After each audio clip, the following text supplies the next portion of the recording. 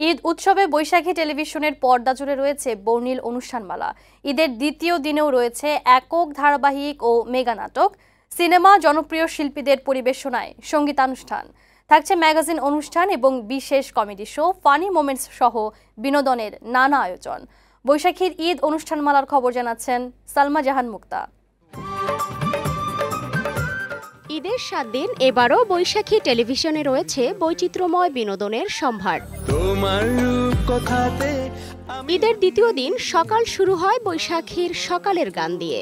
এরপর প্রচারিত হয় একক নাটক ও গান নিয়ে নানা স্বাদের অনুষ্ঠান। এরপর দুপুর 2:30টায় প্রচারিত হবে সিনেমা কথা দাও সাথী হবে, অভিনয়ে শাকিব খান, অপু বিশ্বাস।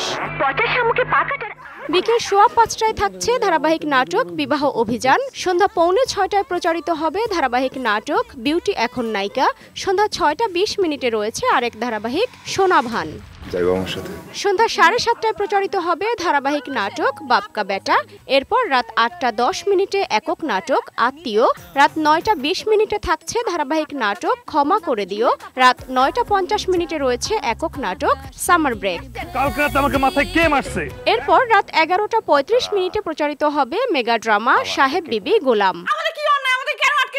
সালমা জাহান মুক্তা, বৈশাখী সংবাদ, ঢাকা।